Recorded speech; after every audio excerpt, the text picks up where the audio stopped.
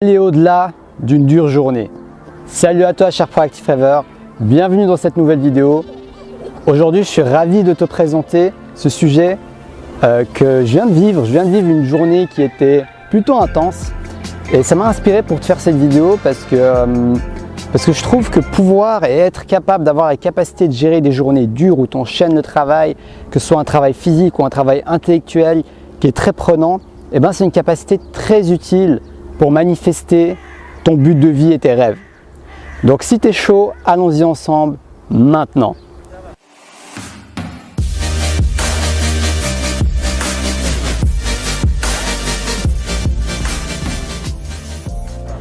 Donc comment gérer une dure journée?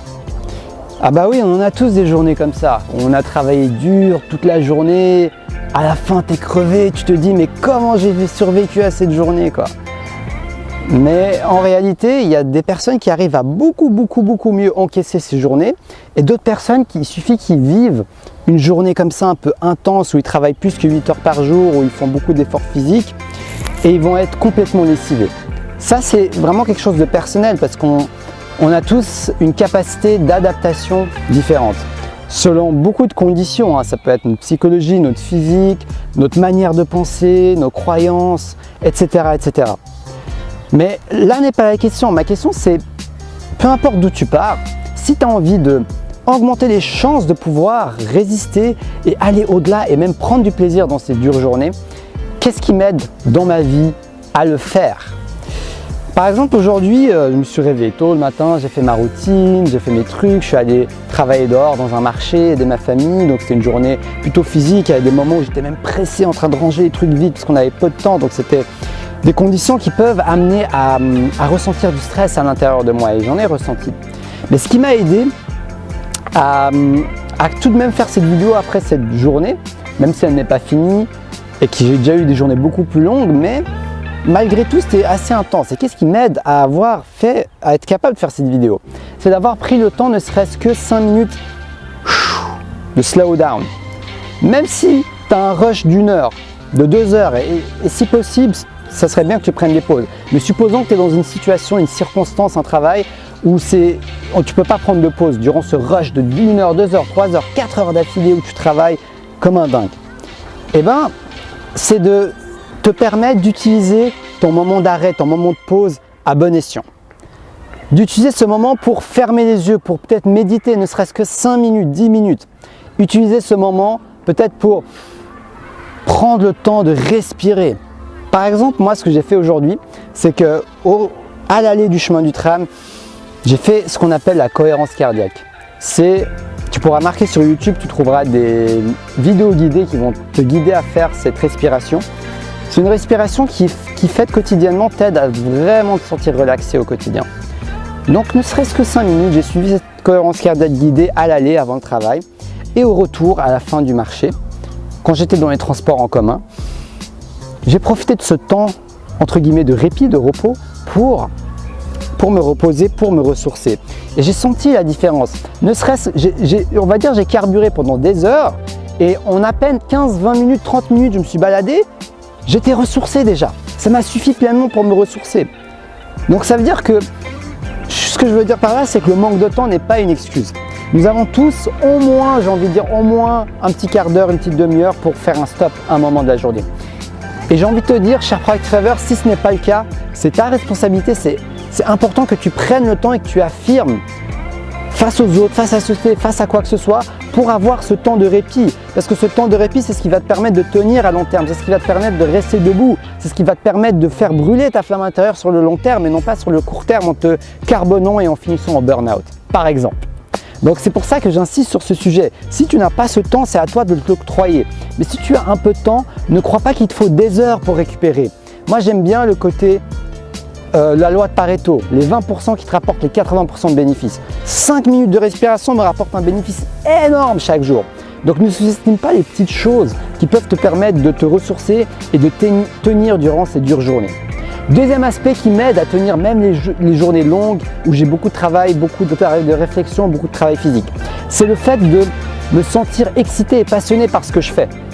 Quand tu sais que tu vas faire quelque chose qui te plaît, quand tu sais que tu vas faire quelque chose qui te passionne, quand tu sais que tu vas faire quelque chose de créatif par exemple, eh ben moi je vois plus ça comme du travail mais comme une opportunité de me ressourcer. Cette vidéo, je ne la vois pas comme du travail, mais comme une opportunité de me ressourcer, de regagner de l'énergie et en même temps de partager avec toi ce qui m'aide dans mon quotidien. Donc quand tu as cet état d'esprit, quand tu as cette perspective, quand tu as cette vision, c'est beaucoup plus facile de tirer de tes propres sources et de te donner et d'aller de l'avant et de te pousser, de te dépasser, même quand ta journée est longue. Alors que si toute la journée tu fais quelque chose qui ne te parle pas, mais pas du tout, eh ben ça va être moins facile de tenir sur le long terme. Donc, quelle est la solution? Parce qu'on n'est pas tous à vivre de notre passion, il faut dire les choses comme elles sont. Moi, j'encourage les gens à manifester leur mission de vie, mais on aura des périodes de notre vie où on ne va pas encore manifester ça, donc il faudra bien travailler, faire des choses qui ne nous plaisent pas forcément. Donc je me dis, moi je trouve en moins, c'est exactement comme pour les pauses. Tu as une pause pour respirer, récupérer, te recentrer, mais également moi j'aime bien avoir une pause pour faire ce qui me plaît. Parce que tu as beau avoir un travail, tu as du temps libre. Que fais-tu de temps libre? Est-ce que tu utilises ton temps libre pour faire des choses qui te passionnent? Parce que quand tu fais quelque chose qui te passionne, même si c'est quelque chose qui prend de l'énergie, qui te demande d'être actif et qui n'est pas genre de la méditation, de la relaxation, etc. Mais si c'est quelque chose qui te plaît dans les tripes, qui te ressource, qui fait appel à ta créativité ou tout simplement qui te passionne, eh ben je peux te dire que toutes tes 4-6 heures vont passer plus vite si tu fais ne serait-ce qu'un quart d'heure de cette chose qui te plaît que si je ne le faisais pas. Je te donne un exemple, même si le reste de la journée je fais un travail X ou Y, si je fais ma vidéo au début de la journée, je me sens au top niveau. Je commence ma journée avec une énergie, une créativité qui est grande et qui démarre ma journée sur le bon pied. Donc il suffit juste d'octroyer ce temps, de me laisser cette opportunité de faire cette vidéo ou de faire des choses qui me plaisent comme danser, tu vois. Moi c'est quelque chose qui me parle dans les tripes. Et après quand tu démarres ta journée, peu importe ce que tu vas faire après, ça va quand même conditionner très positivement ta journée. Donc ne sous-estime pas le peu de temps que tu as, tu peux l'investir et l'utiliser pour créer un effet de rebond jusqu'à ce que tu puisses faire ce qui te passionne jour après jour, heure après heure. Parce que si tu as envie d'indépendance, il va falloir travailler pour l'avoir, créer un projet, ça peut être un projet à long terme. Donc sur le court terme, utilise le temps libre que tu as, peu importe, on est tous différents, on a tous du temps libre différent. Si tu as des enfants, tu auras peut-être moins de temps libre. Mais au moins, le peu de temps libre que tu as, utilise-le à bon escient. Utilise-le pour des choses qui te ressourcent, des choses qui te font du bien, des choses qui te donnent de l'énergie, qui te donnent envie d'avancer vers ton projet et de te ressourcer. Et c'est ça qui m'aide à tenir des journées, même si elles sont challengeantes, même si elles sont physiques, même si elles sont intellectuellement prenantes, où on a besoin de beaucoup de réflexion, de réfléchir, etc. Eh ben, c'est ces moments de ressourcement, de passion et de détente, de lâcher prise qui m'aident à tenir ma journée. Donc ne vois pas juste la quantité, vois la qualité. Ne vois pas juste la quantité de moments de repos, mais la qualité de moments de repos. Par exemple, on pourrait passer 2 heures sur son canapé à rien faire, mais peut-être que pendant ces 2 heures, on va faire que penser et stresser, on ne va pas être relaxé. Par contre, je pourrais passer ne serait-ce qu'un quart d'heure à respirer et 1 heure à faire une vidéo ou faire un truc actif, mais je vais encore plus me ressourcer. Pourquoi? Parce que je ne serai pas dans ce processus où je suis bloqué dans ma tête en train d'utiliser de l'énergie, parce que les pensées, ça utilise énormément d'énergie.